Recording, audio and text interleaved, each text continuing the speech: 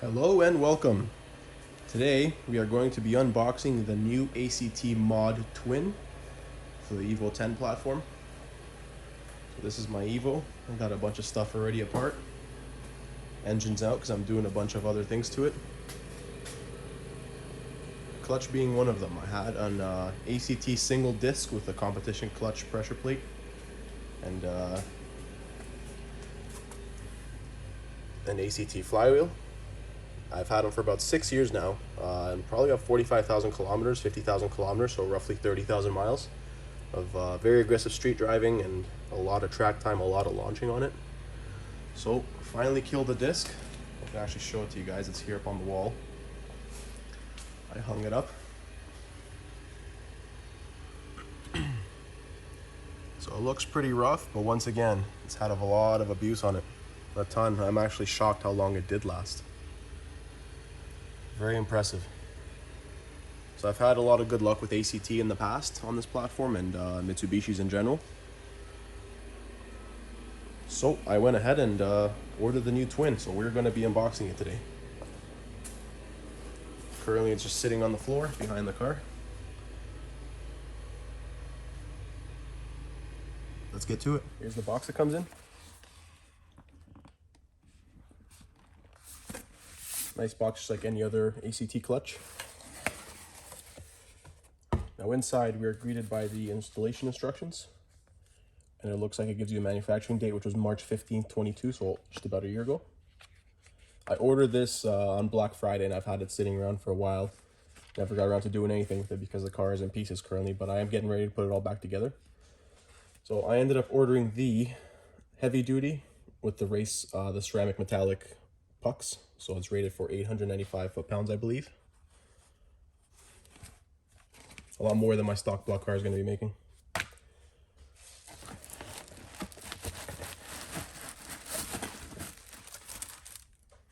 And there it is. So in here we have the alignment tool. I have a bunch of these already from previous clutch kits. We have the release bearing. Let me open it up.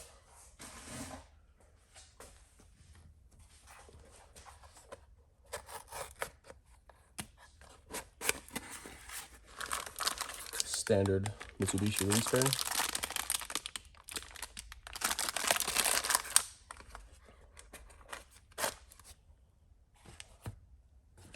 And in here we have the clutch itself, and the flywheel and everything else. It's quite heavy.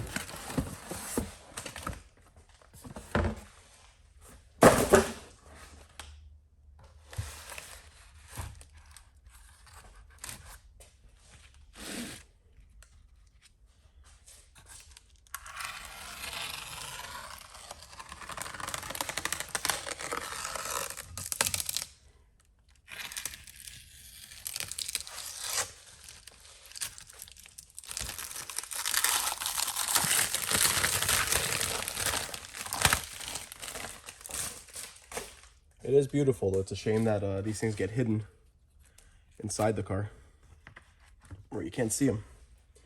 And as always, ACT included their high temp silicone, or silicone lube, I believe it is, which you use for the input shaft of the transmission, where the throwout bearing rides on, all that good stuff. All the pivot points for the torque.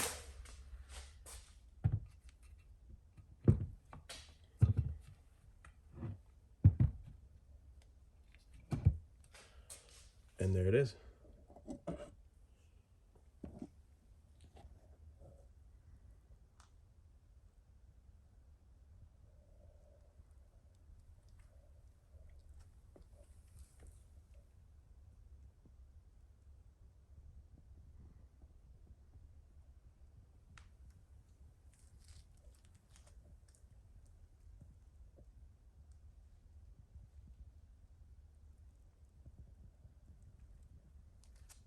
The next thing I'm going to do is I'm going to take everything apart, set all the pieces aside, and get everything ready for installation. Now that we got a chance to look over everything, we're going to take it all apart and get it ready for installation. So you will need an age 6 Allen key, I believe they would call them, X. take apart the pressure plate bolts.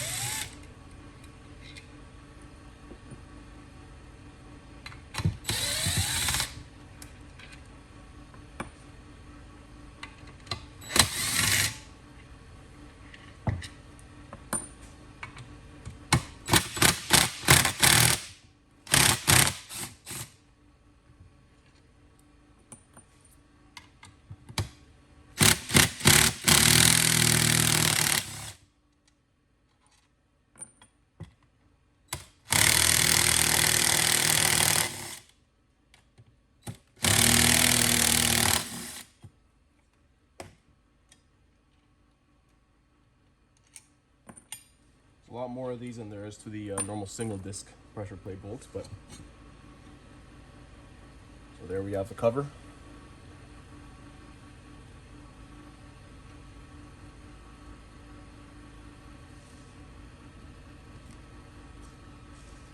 There we have the, I believe it's considered the diaphragm or the spring with the monolock collar installed.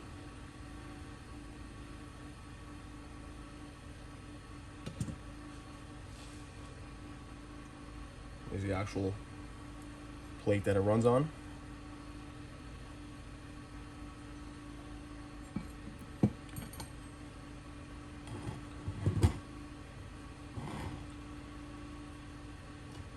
the first disc.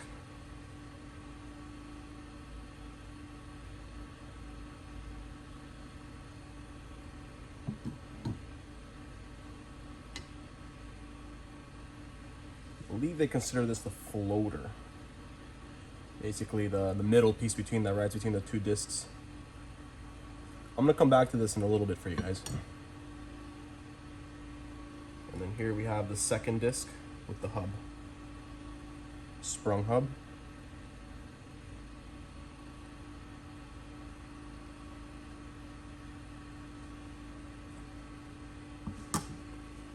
And last but not least, the flywheel.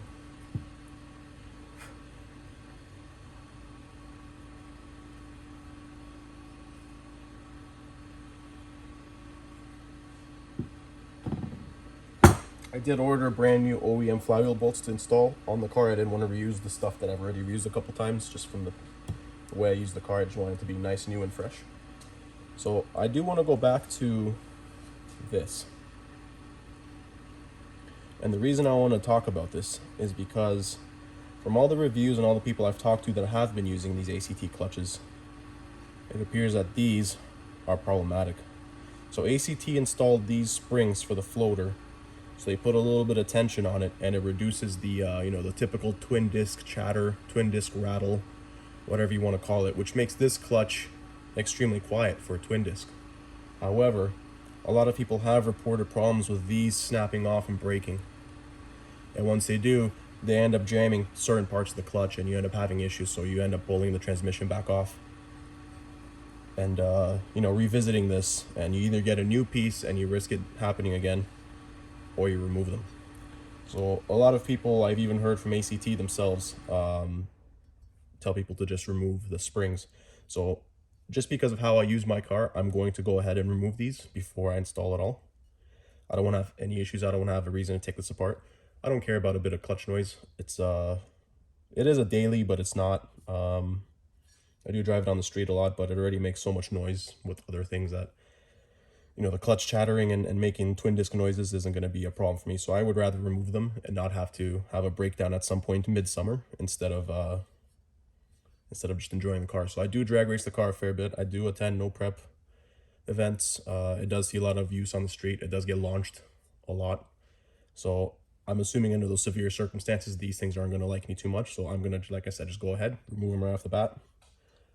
That way I don't have any issues later. So that is it for the unboxing video. Stay tuned. I might make an installation video. I'll see how I feel.